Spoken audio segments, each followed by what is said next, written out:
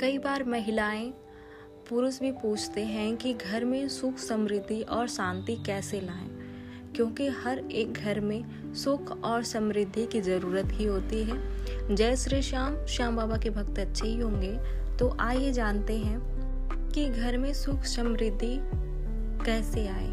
बहुत सारे लोग बहुत सारे कार्य कर चुके हैं, बहुत उपाय कर चुके हैं, लेकिन उनके घर में सुख समृद्धि और शांति नहीं आती है, क्योंकि आजकल का हर एक व्यक्ति चाहता है कि हमारे घर में सुख हो, शांति हो, वैभव हो।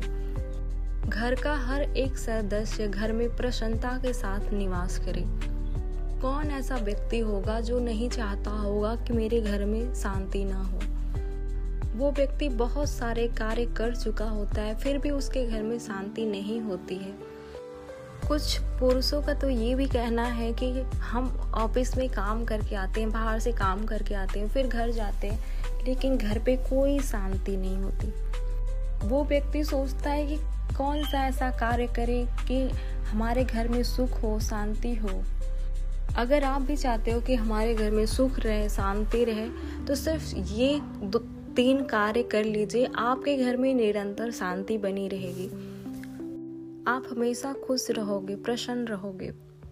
तो वो 3 कार्य कौन कौन से हैं? कभी कभी क्या होता है कि जो कार्य हमें नहीं करना चाहिए वो हम अनजाने में भूल के कभी कभी कर देते हैं। कभी कभी क्या है कि हम समझदार होते हुए भी ना समझ वालों कार्य कर देते हैं, ना समझ की तरह कार्य कर देते हैं। गरीब का, अपाहिज का, विकलांग व्यक्ति का क्या करते हैं हम? कभी कभी मजाक उड़ा देते हैं हम। अगर गलती से भी जीवन में कभी भी अगर आप बुजुर्ग व्यक्ति का भी अपमान करते हैं, देख करके उनके ऊपर हंसता है और ये कहता है अरे इसका तो ऐसे हो गया, इनके साथ ये हो गया। देखो, समय सबका बदलता है। जरूरी नहीं है कि आज वो वृद्ध हो गए, बिस्तर से नहीं उठ पा रहे हैं। आप अभी जवान हो तो किसी वृद्ध का मजाक उड़ा रहे हो। देखो, समय सबका बदलता है। कल आप भी वृद्ध होंगे, कल आप भी बिस्तर पे पड़ जाएंगे। तो कभी किसी वृद्ध का मजाक नहीं बनाना चाहिए। अगर आप कुछ कर नहीं पा रहे हैं, आप कुछ दे नहीं पा रहे उस वृद्ध को, तो कोई बात नहीं, लेकिन कभी भी किसी का अपमान न करें। अगर हम कभी भूल से भी किसी वृद्ध का, अपाहिज का और विकलांग व्यक्ति का, तो हमसे देव गुरु बृहस्पति रूठ जाते हैं। अगर भगवान बृहस्पति हमसे रूठ जाए ना, तो इसका बहुत ही गहरा असर हमारे जीवन पे पड़ता है। अगर देव गुरु बृहस्पति हमसे रूठ जाए तो हमारे जीवन में कभी भी सुख, समृद्धि और शांति आ ही नहीं सकती। क्यों? क्योंकि देव गुरु बृहस्पति को समृद्धि देने वाला देव कहा जाता है। देव गुरु बृहस्पति को खुश करने के लिए क्या करना चाहिए? हमेशा बुजुर्गों का सम्मान करना चाहिए और विकलांगों का, अपाहिजों का, गरीबों का हमेशा सम्मान करना चाहिए।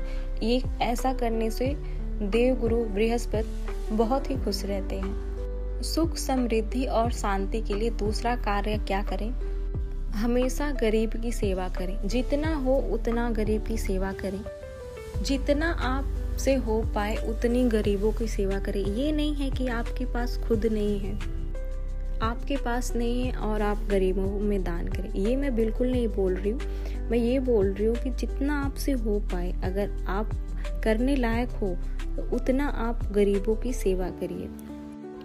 जितना आप गरीबों की सेवा करते हैं ना, आपसे भगवान उससे भी ज़्यादा खुश होते हैं। जिस घर में सेवा करने वाले व्यक्ति होते हैं, जिस घर में दान करने वाले व्यक्ति होते हैं, जिस घर में दूसरों को सुख देने वाले सदस्य हों, ऐसे घर में कभी भी सुख, समृद्धि और शांति की कमी हो ही नहीं सकती।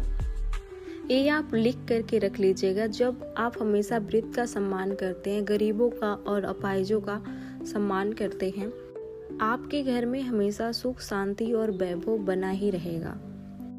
तीसरा, कभी कभी क्या होता है ना कि हमारे घर से एकदम सुख, शांति गायब भी हो जाती है।